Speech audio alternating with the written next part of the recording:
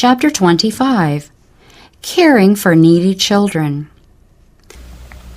Many a father who has died in the faith, resting upon the eternal promise of God, has left his loved ones in full trust that the Lord would care for them. And how does the Lord provide for these bereaved ones?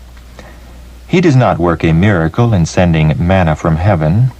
He does not send ravens to bring them food, but He works a miracle upon human hearts, expelling selfishness from the soul and unsealing the fountains of benevolence. He tests the love of His professed followers by committing to their tender mercies the afflicted and bereaved ones. Let those who have the love of God open their hearts and homes to take in these children. There is a wide field of usefulness before all who will work for the Master in caring for these children and youth who have been deprived of the watchful guidance of parents and the subduing influence of a Christian home. Many of them have inherited evil traits of character, and if left to grow up in ignorance, they will drift into associations that lead to vice and crime. These unpromising children need to be placed in a position favorable for the formation of a right character, that they may become the children of God. Responsibility of the Church. Fatherless and motherless children are thrown into the arms of the Church, and Christ says to His followers, "Take these destitute children, bring them up for me, and ye shall receive your wages." I have seen much selfishness exhibited in these things, unless there is some special evidence that they themselves are to be benefited by adopting into their family those who need homes. Some turn away and answer, "No." They do not seem to know or care whether such are saved or lost. That, they think, is not their business. With Cain, they say, "Am I my brother's keeper?" They are not willing to be put to inconvenience or to make any sacrifice for the orphans, and they indifferently thrust such ones into the arms of the world, who are sometimes more willing to receive them than are these professed Christians.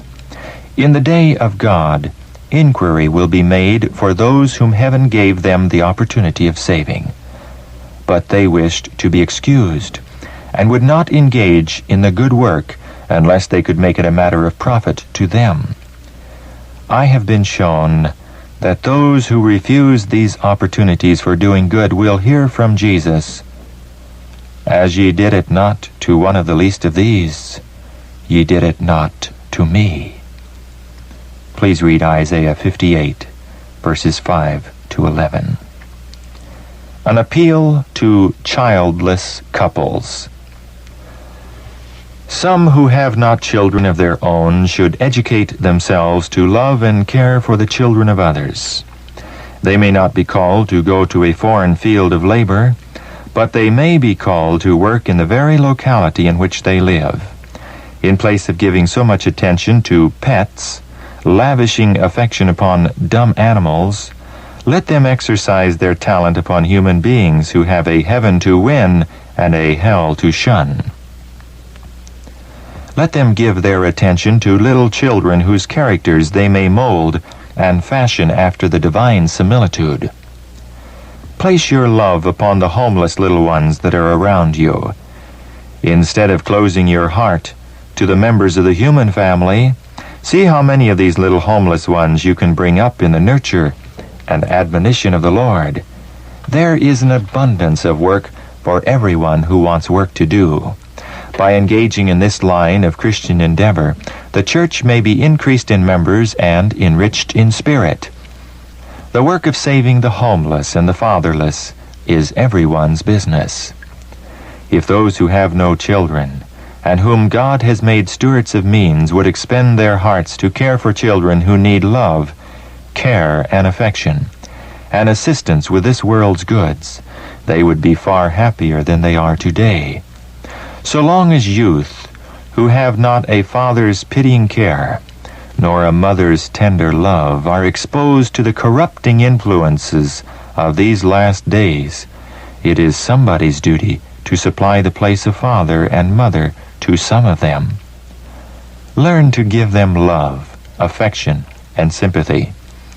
All who profess to have a Father in heaven, who they hope will care for them, and finally take them to the home He has prepared for them, ought to feel a solemn obligation resting upon them to be friends to the friendless and fathers to the orphans, to aid the widows, and be of some practical use in this world by benefiting humanity.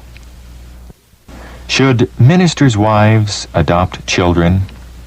The question has been asked whether a minister's wife should adopt infant children. I answer, if she has no inclination or fitness to engage in missionary work outside her home, and feels it her duty to take orphan children and care for them, she may do a good work. But let the choice of children be first made from among those who have been left orphans by Sabbath-keeping parents. God will bless men and women as they with willing hearts share their homes with these homeless ones.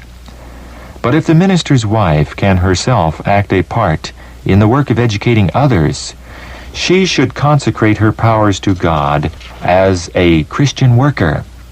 She should be a true helper to her husband, assisting him in his work, improving her intellect, and helping to give the message. The way is open for humble, consecrated women, dignified by the grace of Christ, to visit those in need of help and shed light into discouraged souls.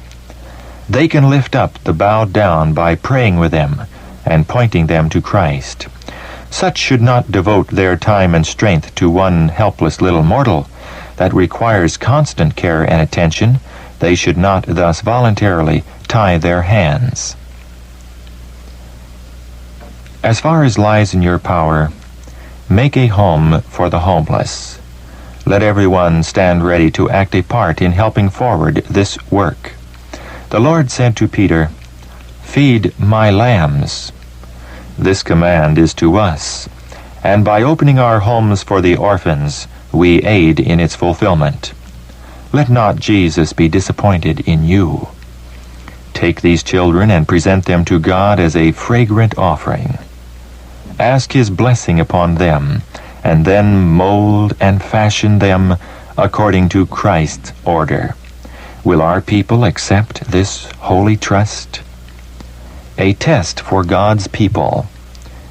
Years ago I was shown that God's people would be tested upon this point of making homes for the homeless, that there would be many without homes in consequence of their believing the truth. Opposition and persecution would deprive believers of their homes, and it was the duty of those who had homes to open a wide door to those who had not. I have been shown more recently that God would specially test His professed people in reference to this matter. Christ, for our sakes, became poor, that we, through His poverty, might be made rich. He made a sacrifice that He might provide a home for pilgrims and strangers in the world, seeking for a better country, even and heavenly.